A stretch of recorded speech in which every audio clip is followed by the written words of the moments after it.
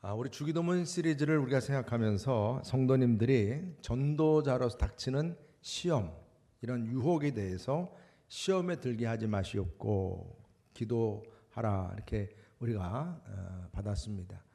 근데 좀 더 적극적인 차원에서 이제 우리의 사명을 방해하고 또 가로막는 악행이 있습니다.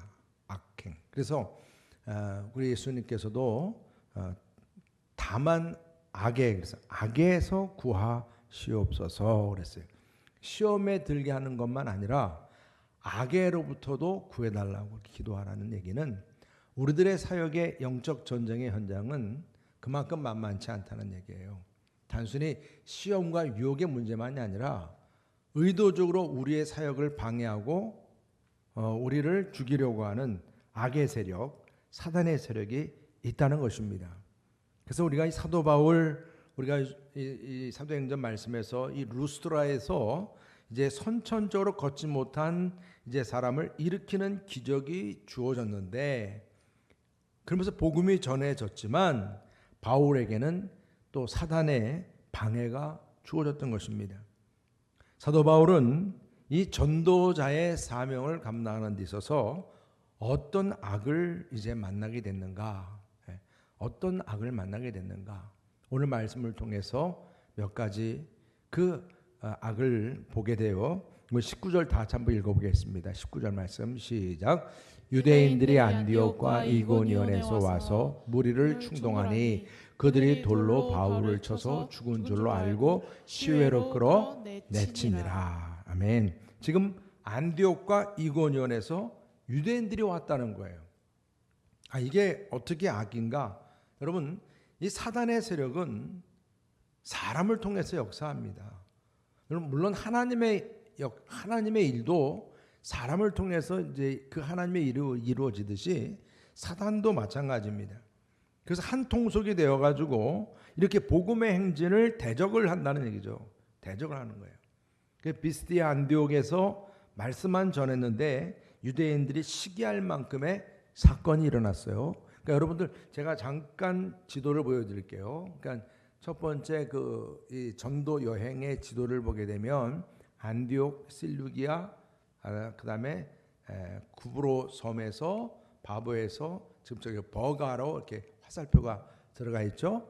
그래서 버가에서는 풍토병에 걸렸던 바울이 거기서는 전도 못하고 바로 이제 산맥을 넘어가서 비스디아 안디옥, 안디옥 이름이 많이 있어요. 왜냐하면 황제 이름을 따고 이렇게 한 곳이 있기 때문에.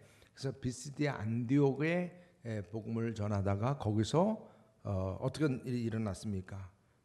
거기서 말 그대로 이 회당에서 복음을 전하다가 이 귀부인들, 정치적인 그 귀부인들과 유력한 자들을 통해서 쫓겨나게 했어요. 그렇죠? 쫓겨나서 갔던 곳이 바로 저 이고니온이라고 해요. 저 이고니온과의 거리도 만만치 않아요. 상당히 먼 거리입니다. 산봉우리를 5개 이상 넘어가야 하는 그런 거리, 한 100km 되는 거리. 그래서 거기서 또 돌 맞아서 저 지금 보면 루스트라라고 또 밑에 또 있죠. 루스트라. 이건 인천 서울 거리로 생각하시면 돼요. 40km 안 됩니다. 그리고 이제 루스트라에서 이제 더베로 이제 가게 되는 부분을 이제 그림으로 여러분들이 머릿속에 염두에 두시면 됩니다. 근데 여기 지금 처음에 비스디아 안디옥에서 귀부인들과 그 유력한 사람들에 의해서 선동함으로 이제 사도 바울이 쫓겨나고, 그리고 이제 이고니온까지 왔지만 이고니온에서도 또 돌로 치는 그 유대인들로 인해 또 이제 쫓겨나고, 그렇죠? 그래서 이제 40km 떨어진 루스트라, 바로 루스트라에서 전도하게 된 것입니다. 근데 그 루스트라에서 어떤 역사가 일어났죠? 나면서부터 선천적인 안진뱅이가 복음의 말씀을 듣다가 사도 바울이 일어나라 하는 그 명령에 기적처럼 일어나는 역사가 일어났습니다. 그죠?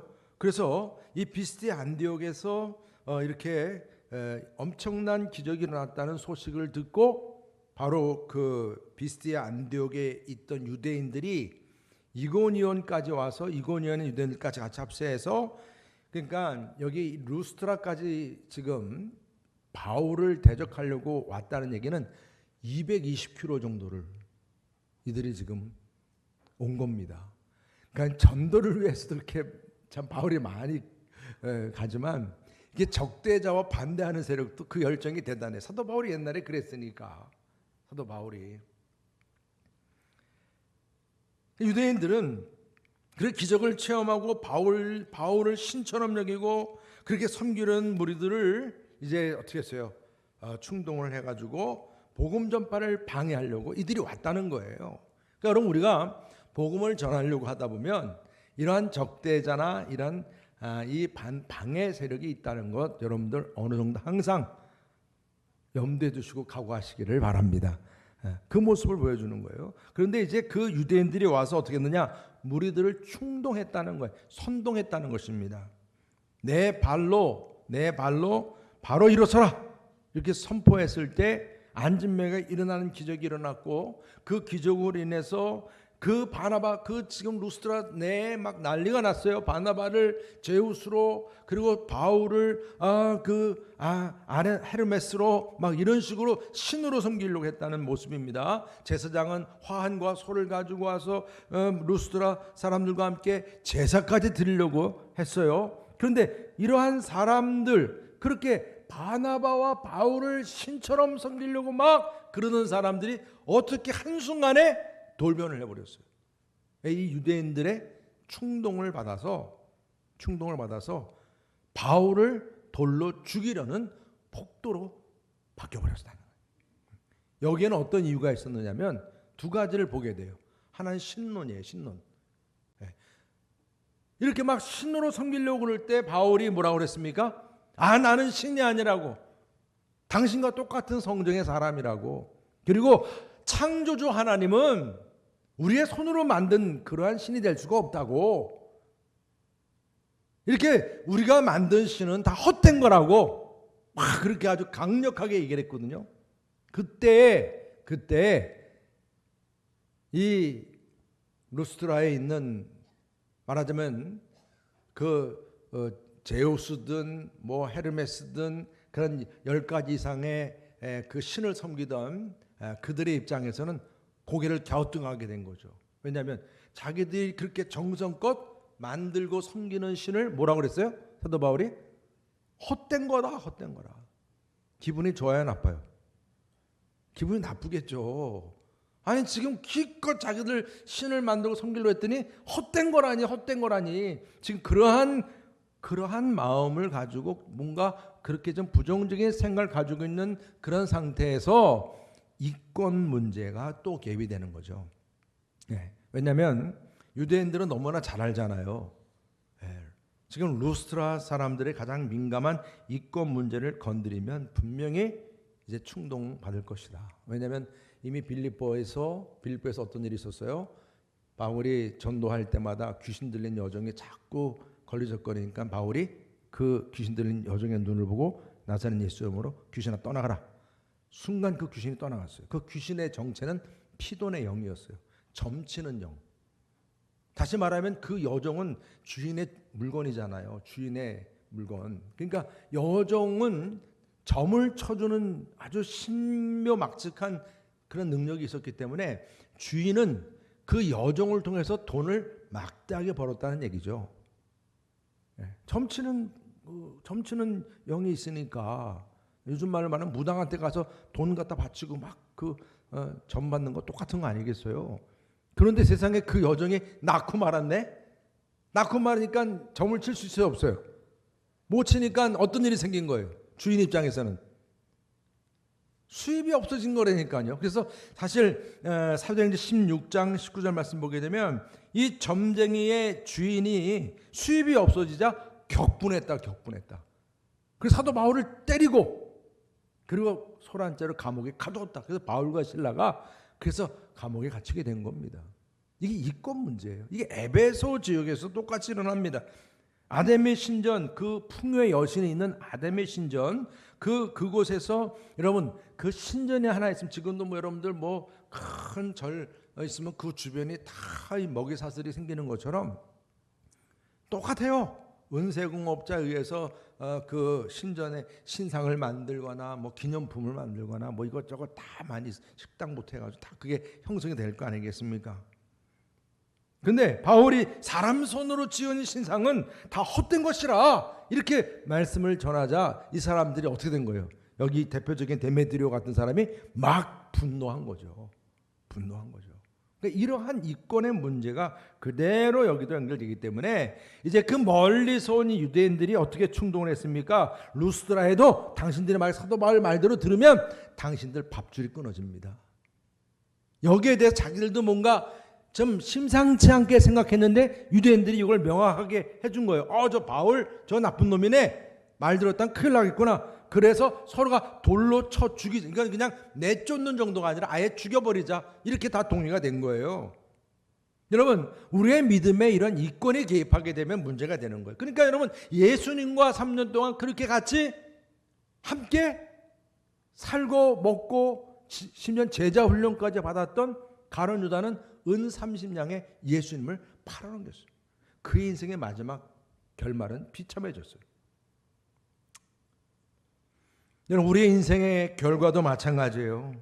이처럼 우리의 믿음에 이런 이권이 개입하게 될 때 우리의 이권 개입으로 되는 순간에 우리의 믿음은 어떻게 돌변할지 모르는 거예요. 가룟 유다처럼 항상 명심할 수 있기를 주님의 이름으로 축복합니다. 그래서 오늘 여기 지금 보면 이러한 이 유대인들의 무리를 충동하는 악행으로 인해서 나중에 이제 본격적으로 바울을 어떻게 죽을 때까지 돌로 쳤다는 거예요. 죽을 때까지. 유대인들의 선동에 넘어간 루스드라 사람들은 아마 유대인들이 주동을 했겠죠. 그러면서 이 루스드라 사람들이 바울을 돌로 치는데 정말 단지 그냥 위협 정도가 아니라 지금 이 루스드라에서 쫓겨내기 위한 게 아니라 아예 죽이려고 그렇게 작정을 하고 돌을 친 겁니다, 여러분. 그러니까 이 오늘 말씀에서 보면 이 바울이 미동도 하지 않게 되니까 이제 죽었다 생각을 하고 바울을 성 밖으로 질질 끌어낸 거예요. 그러니까 여기 지금 끌어내치다라고 하는 이 원어의 뜻이 질질 끌어갔다. 그러니까 여러분 얼마나 돌로 맞았으면 그냥 죽은 시체로 이제 여긴 받은 거예요. 죽었다 판정 받은 거예요. 그래가지고 어떻게 해요? 질질 끌어다가 성 바깥으로 버렸다. 여러분 스데반은 율법대로 그래서 성 밖에서 돌 맞아 죽었어요. 근데 지금 이 바울은 백주대낮에 많은 사람들이 보이는 이것도 율법에서 어긋난 건데 그 성 안에서 그렇게 돌 맞아 지금 죽었다는 얘기예요. 얼마나 참 그들의 분노가 컸으면 그런 악행을 이렇게 범했다는 얘기예요. 이런 악입니다. 우리가 정말 하나님 앞에 구할 기도의 제목이잖아. 악에서 구하시옵소서.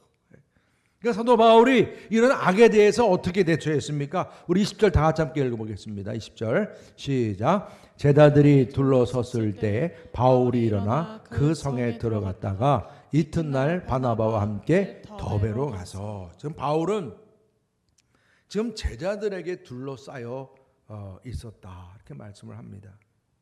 여러분 바울이 돌에 맞을 때 세 부류의 사람들이 있었을 거 아니겠어요? 하나는 적극적으로 어떻게 돌을 들고 죽어라 막 돌을 던진 사람이 있었을 것이고 돌은 직접 던지지 않아도 팔짱 끼고 저놈 저거 나쁜 놈 잘됐네 막 그러면서 비아냥거리고 비방하는 사람이 있었겠어요? 없었겠어요? 있었겠죠. 그런데 또 한 부류가 있어요. 어떤 부류겠어요? 사도 바울과 함께했던 바나바가 어디 갔죠? 바나바가 안 보여요. 지금 이 말씀에서. 그리고 그 루스드라에서 바울의 말을 듣고 예수님을 영접한 그리스도인들이 어디 갔는지 모르겠어요. 제자들이라고 분명히 그랬잖아요. 지금 이 제자들의 부류를 우리가 다시 한번 생각해 보게 되는 거예요. 그 제자들이 사도 바울이 질질 끌려서 성 밖에 나오게 되니까 둘러서 있는 모습에. 근데 여기는 바나바가 없어요. 아마 근데 이제 그 나중에 질질 끌려서 나와서 제자들이 둘러선 누가가 표현한 이 누가가 썼으니까 사도행전은 그 누가가 표현한 대로 제자들이 바울 주변에 서 있었다 할 때 그때는 바나바가 있었을 거예요. 그렇죠?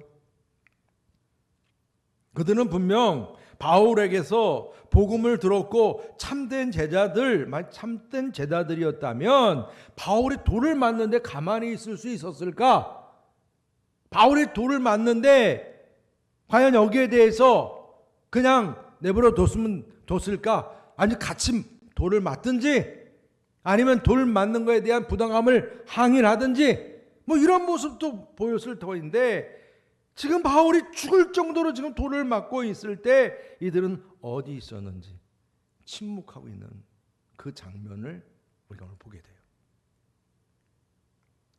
뭐 침묵도 물론 의미 있는 침묵도 있지만 여기서는 제가 볼 땐 그건 아닌 것 같은데 성경에서는 침묵하고 있어요. 그리고 다 사건이 종결되고 나서 이제 성 밖으로 바울이 질질 끌려서 던져졌을 때야 비로소 이들이 바울 그 시체 앞에 이제 서 있다. 그 모습입니다.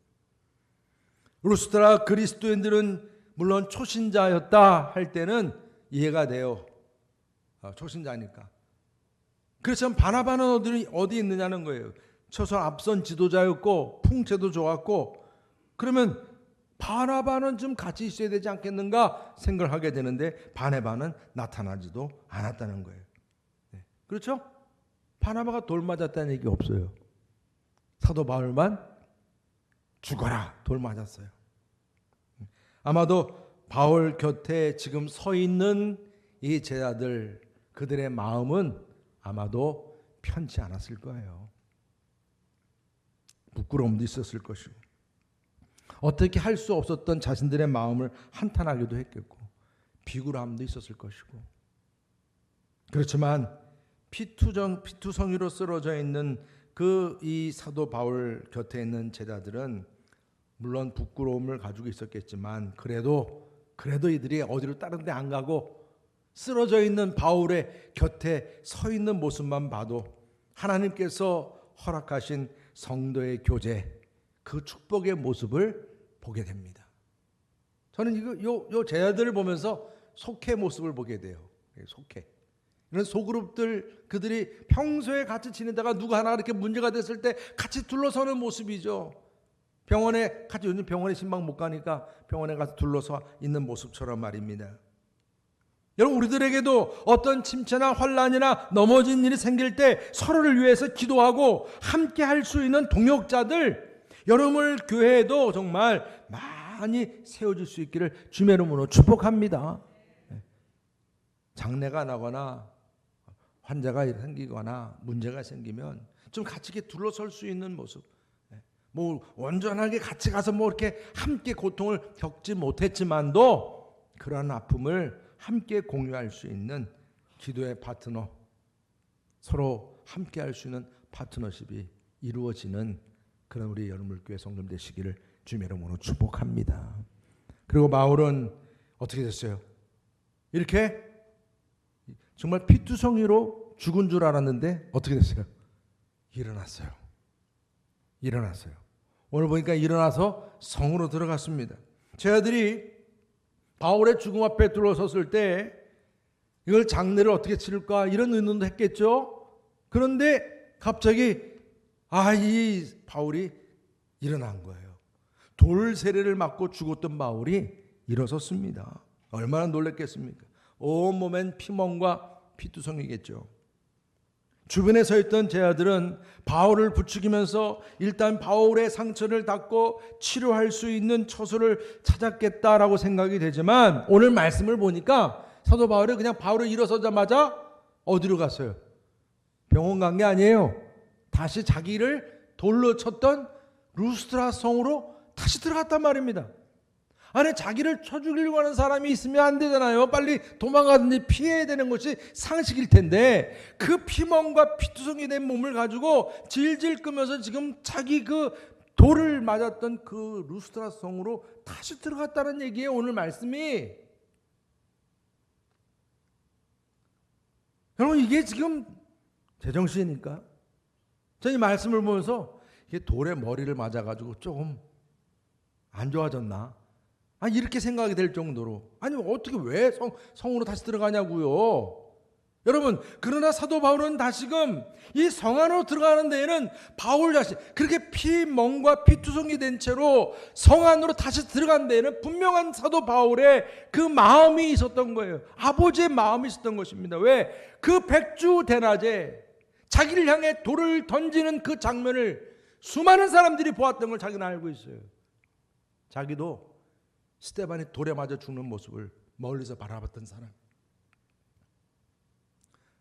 그때 엄청난 동기부여가 됐던 사람이에요. 저 성 안에는 내가 이 복음 때문에, 하나님 때문에 돌 맞아 죽는 것을 본 사람들이 있다는 거예요. 그뿐이 아니에요. 그 성 안에는 나의 복음의 말씀을 듣고 예수님을 영접하고 예수를 믿고자 마음을 결단하는 사람들이 있다는 거예요. 그뿐이 아니라 안진뱅이가 일어난 기적을 바라본 사람들이 있는 거예요. 그런 하나님의 역사가 있는 그 자리를 그냥 내버려 둘 수 없는 거죠. 여러분, 그 피투성이와 피멍든 그런 사도 바울이지만 지금 루스트라에 들어가서 나는 지금 이렇게 돌 맞아서 쓰러질 수밖에 없는 몸이 되었지만은 예수 그리스도의 진리와 생명은 결코 짓밟히지 않는다는 사실을 보여주기를 원했던 거예요. 상처 피투성이의 자기의 모습이지만 살아계신 하나님의 말씀과 그 증거가, 하나님의 구원이, 그 생명이 어떻게 일어나는지를 보기를 원했다는 것입니다.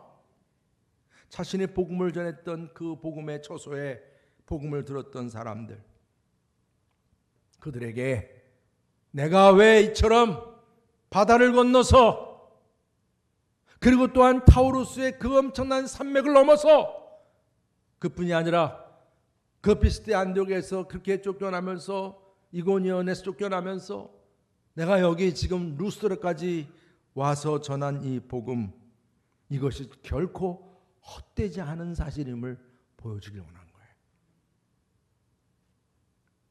내가 그냥 유대교의 유대인으로 살았다면 지금 어떤 사람이 됐을 거예요? 모든 사람들, 가말리엘의 제자로 랍비로서는 최고의 명성을 얻고, 요즘으로 표현하면 최고의 연봉을 받으면서 살 수 있었던 사람, 그걸 다 포기한 거예요. 그걸 포기하고 지금 이렇게 이 산지까지 나온 자신의 모습이 루스트라 사람들에게 돌에 맞아서 저 사람이 결국은 저렇게 죽었구나, 한심하게 죽었구나, 이렇게 끝나는 인생이 되지 않았다는 것을 보여주길 원하는 거예요. 여러분, 사도 바울이 돌에 맞아 죽었다가 다시 일어났다 할 때, 여기 일어났다라고 하는 그 단어의 표현은 그냥 자리에 누웠다가 그냥 일어서는 그런 단어가 아닙니다. 예수님께서 제 아들에게 내가 십자가에 죽었다가 3일 만에 다시 살아나리라, 그 살아나리라는, 나는 부활이요 생명이라고 말씀하신 그 부활, 살아나리라는 그 단어와 똑같은 단어입니다. 그냥 단순히 일어난다는 단어가 아닌 것입니다.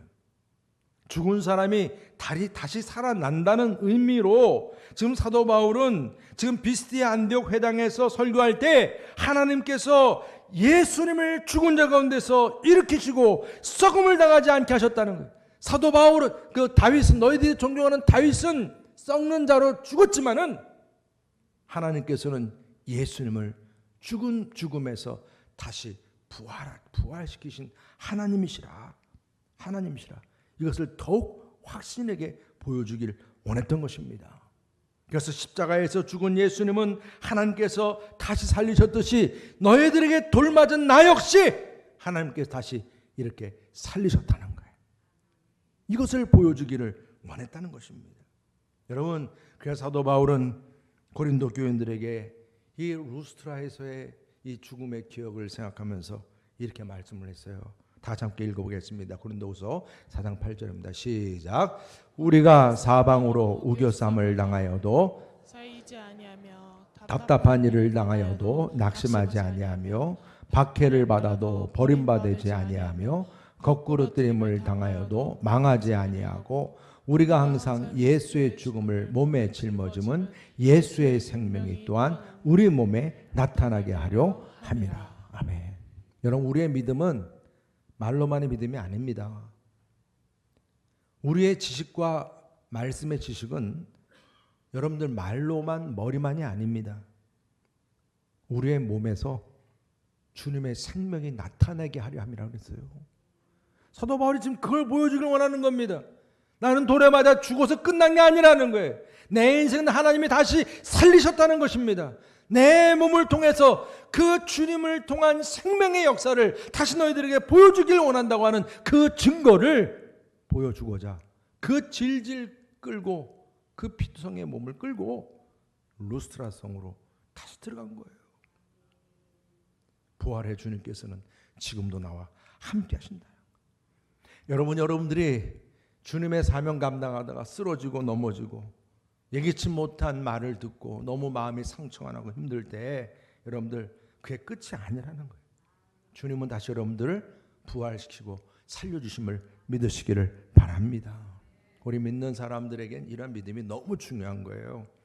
그래서 사도 바울은 이처럼 일어나서 루스트라 성으로 들어간 그런 가운데 거기서 어디 병원에 들어가서 쉬고 그런 게 아니에요. 오늘 말씀 보니까 이튿날 어디로 갔어요? 이튿날 더베로 갔다. 더베로. 다시 한번 읽어볼까요? 20절 말씀. 20절. 20절 말씀 다시 한번 볼게요. 시작. 20절 시작. 제자들이 둘러섰을 때 바울이 일어나 그 성에 들어갔다가 이튿날 바나바와 함께 더베로 갔어. 자 보세요. 이 며칠 쉰 것도 아닙니다. 그냥 그 다음 날 벌떡 일어나서 어디로 간 거예요? 바나바와 함께 더베 지역은 100km 가까운 지역입니다. 네.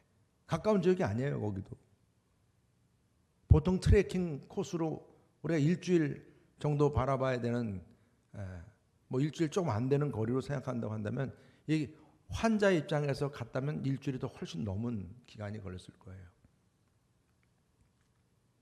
아니 지금 돌에 맞아서 죽었던 바울이 살아났으면 빨리 몸을 추스려야 될 텐데 아니 일어난 것도 지금 주변 사람들 놀랄 일인데 일어난 것만 아니라 지금 루스트라 성으로 다시 들어간 것도 또 놀랄 일인데 그 다음날 또 복음 전도를 위해서 더베로 이렇게 다시금 바나바와 함께 가게 되는 것을 보게 됩니다.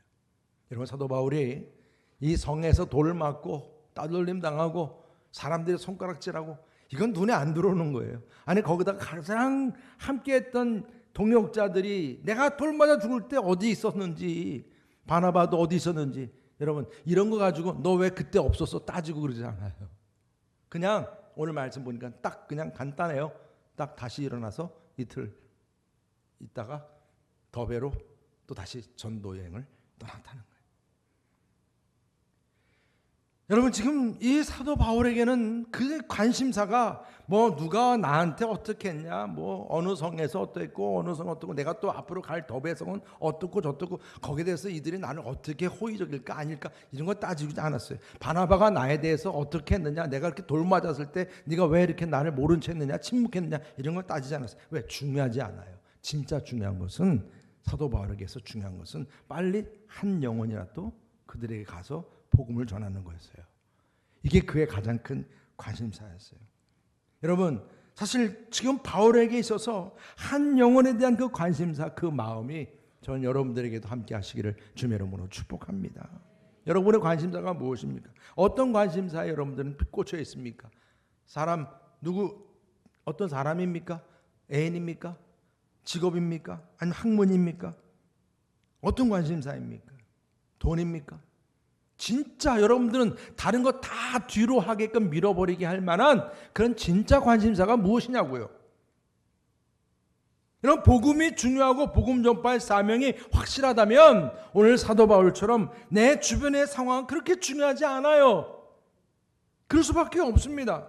내 마음은 한 영혼을 구원하기 위해 그 전도에 꽂힌 사람이기 때문에 바울처럼 돌에 맞아도 누가 나를 배반한 것처럼 보여줘도 누가 나를 그렇게 그냥 돌봐주지 않아도 그게 문제가 되지 않아요. 내가 곧 만나야 할 영혼이 있기 때문에.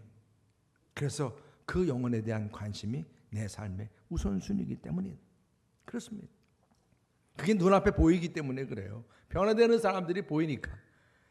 나로 인해서 예수님 믿는 사람들이 보이니까.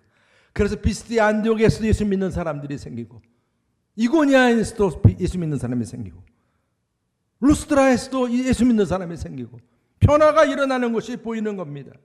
여러분, 바울의 전도가 안디옥도 이고니온도 루스드라 더베에도 놀라운 변화가 일어나게 한 줄 믿으시길 바랍니다.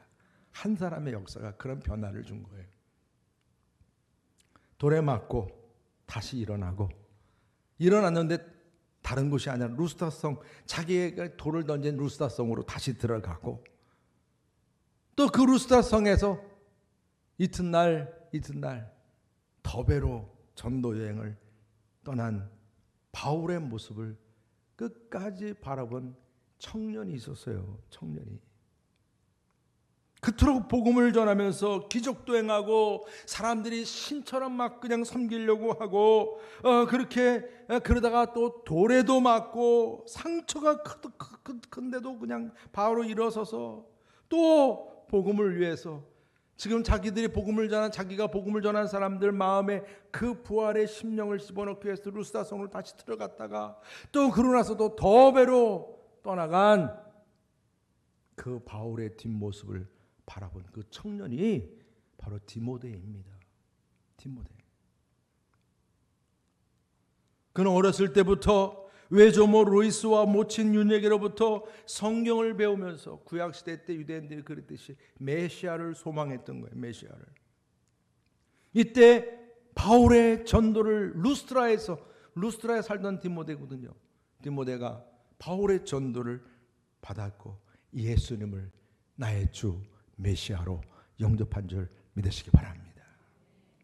그리고 바울의 그 2차 전도 여행, 이제 지금 1차 전도 여행이 더베까지였지 않습니까? 다시 이제 시리아 안디옥에 갔다가 2차 전도 여행을 진행하게 될 때 바로 이 디모데가 사도 바울과 같이 이제 그 전도 여행에 동참하게 됩니다. 그리고 나중에는 사도 바울의 후계자가 되죠. 영적인 아들이 됩니다. 정말 장래에 촉망되는 청년을 구원하게 된 거예요. 이게 바로 사도 바울이 죽음에서 다시 살아난 그 고난의 여정 속에서 가져온 열매였어요. 열매. 나중에 사도 바울이 이제 단두대로 순교하기 전 로마 감옥에서 마지막으로 편지로 이 디모데에게 쓴 편지 내용 중에 이런 말씀이 있습니다. 유언처럼 주어진 말씀이죠. 우리 디모데후서 4장 7절 8절 다 같이 읽어보겠습니다. 시작. 나는 선한 싸움을 싸우고 나의 달려갈 길을 마치고 믿음을 지켰으니 이제 후로는 나를 위하여 의의 멸관이 예비되었으므로 주 곧 의로우신 재판장이 그 날에 내게 주실 것이며 내게만 아니라 주의 나타나심을 사모하는 모든 자에게 도니라. 사도 바울은 분명한 것을 알았어요. 나에게는 이제 의의 멸관, 내가 이제 단두대로 죽을 이제 순교할 그런 상황이지만 이젠 죽음 이미 경험했잖아요. 죽어도 영원히 산다는 거. 지금 오늘도 여러분 사도 바울은 살아 있잖아요. 우리에게 살아 있잖아요. 그 사도 바울은 분명하게 얘기합니다. 의의 멸관이 우리에게 예비되었고 주의 나타나심을 사모하는 모든 자들, 저와 여러분들에게도 나타나게 됨을 믿으시기 바랍니다. 여러분들에게는 정말 지금 이 순간도 어떤 일에 가장 큰 관심을 가지고 계십니까? 돌에 맞아 죽어도 하나님께서 다시 살리신다는 믿음으로 그 죽음 같은 자리에서 일어나 주님의 부활을 증거하고자 더베로 향하고 있는 사도 바울의 그 길에 서 있습니까? 아니면 이권을 위해서 은 30냥을 들고 가는 가룟 유다의 그 길에 서겠습니까? 오늘 평신도 주일을 맞이하면서 영혼 구원과 속회 초청잔치를 위해 거룩한 부담감을 갖고 수고하는 우리 여름물교회 우리 평신도 여러분들에게도 이처럼 의의 멸관이 예비될 수 있기를 주님의 이름으로 축복합니다.